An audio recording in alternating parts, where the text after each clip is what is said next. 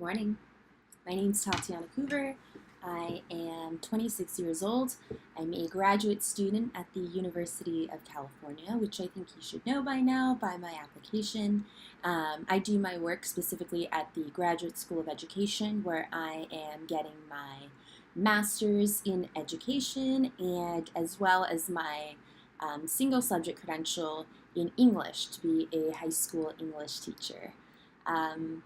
I think I mentioned I'm 26 years old. I am a Virgo, sun rising. Just kidding. I know it's not that kind of interview. But it would be the video component of the interview, I suppose. If you were on a team in charge of putting together a movie, would you rather be in front of the camera or behind the scenes? Well, I didn't borrow this. This is actually mine. For that reason, I did so much of my undergraduate work in journalism, but before that it was going to be film studies, film and TV. So I have a lot of experience actually working both in front of the camera and behind the camera. I'm saying a lot, I do apologize.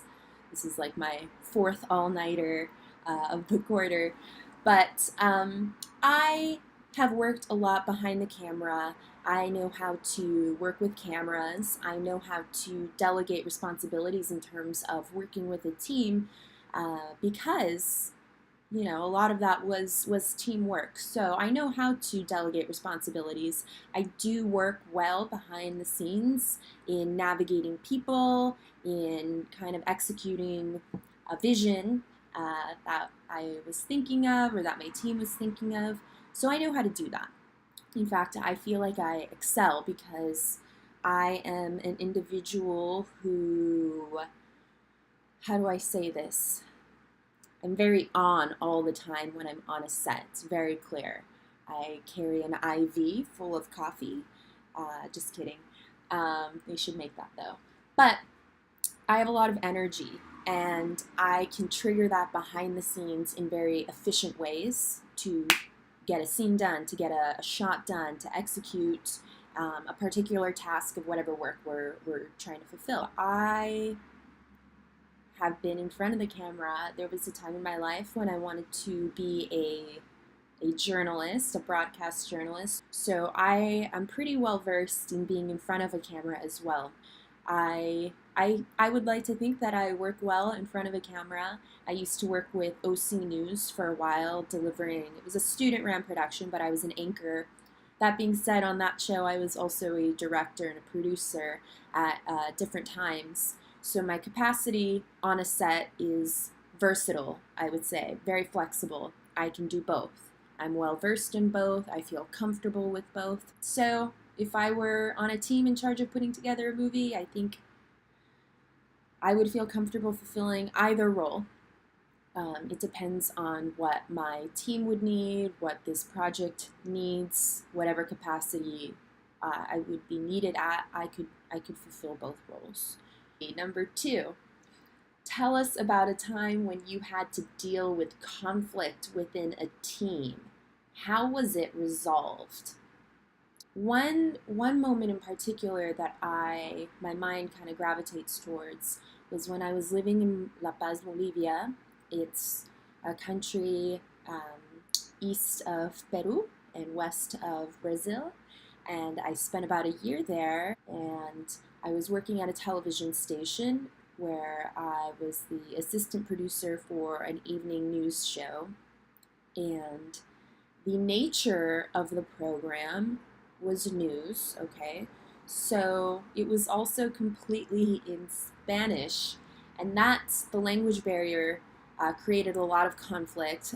I'm fluent in Spanish, however, if anyone's been on a television set, news especially, where the pace is always go, go, go, like there's no time to let's stop, we'll go back, we'll re-record it, everything was live.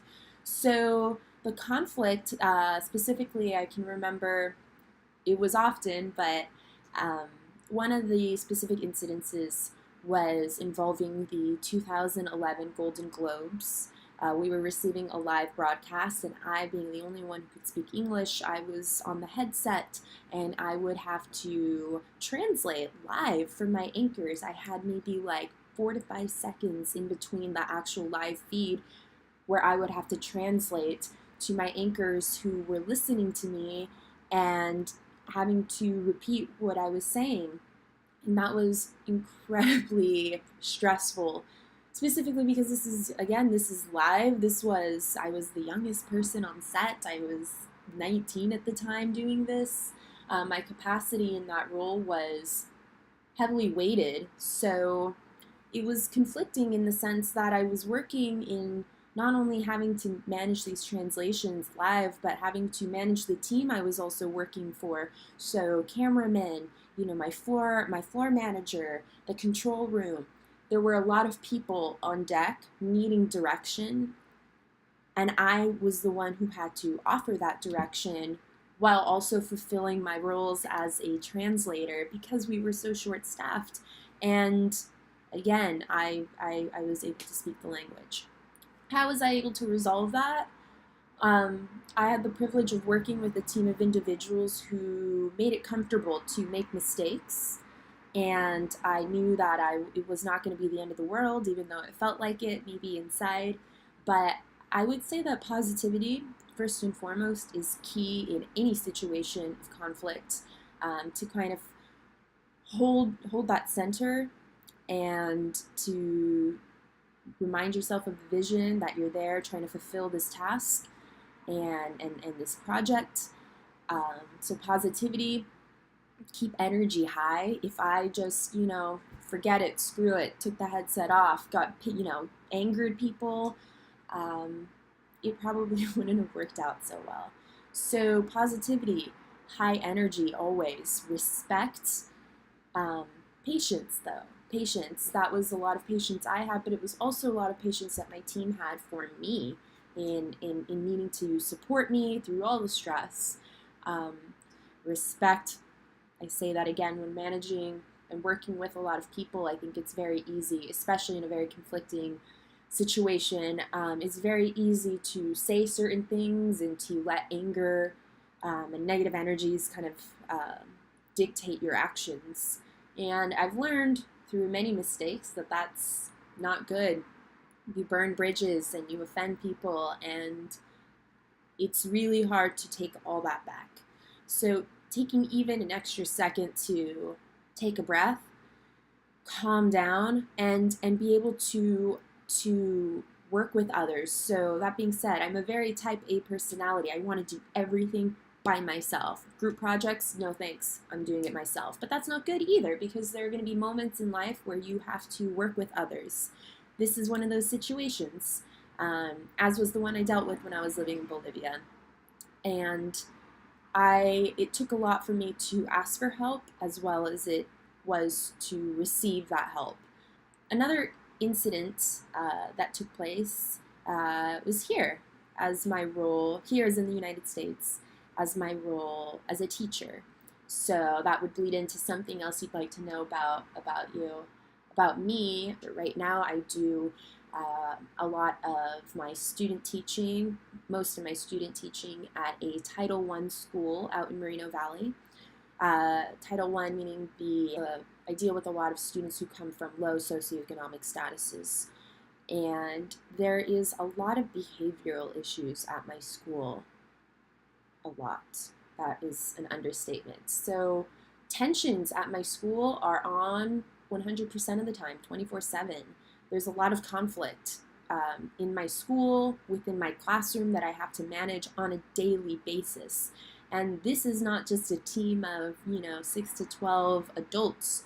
This is classes of 40 freshmen who come from very volatile backgrounds and have very volatile personalities that I have to manage in my classroom while trying to teach them high school English, freshman English specifically.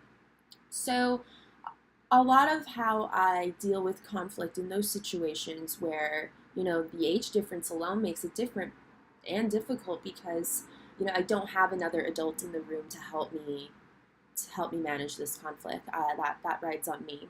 That being said, though, it's given me a lot of practice to work with so many different kinds of people across age ranges, across ethnicities, people who come from different backgrounds.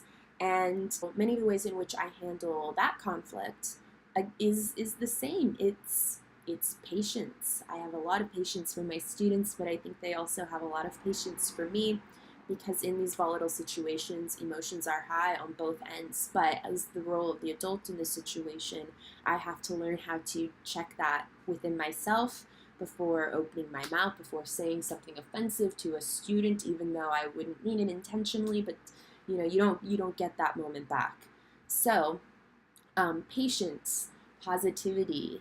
I keep high energy in my classes all the time, which is hard, especially dealing with, freshmen who they don't want to be there. But I keep the energy high in my room.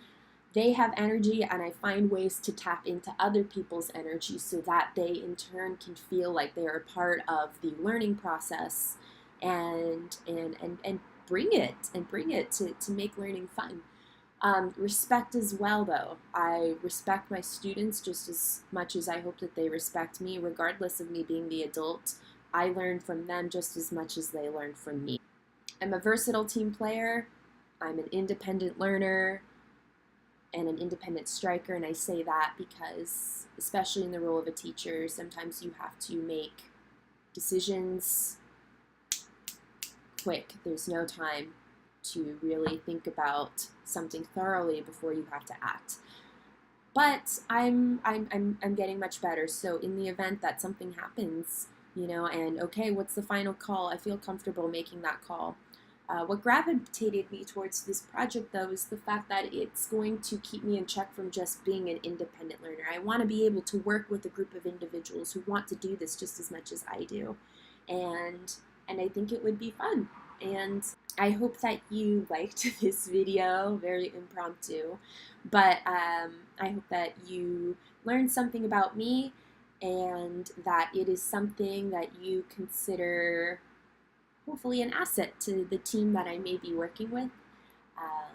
It was a pleasure doing this, and I look forward to working with you and a team of individuals who are committed to this vision of sharing ideas worth spreading. Thank you very much. I hope to see you soon.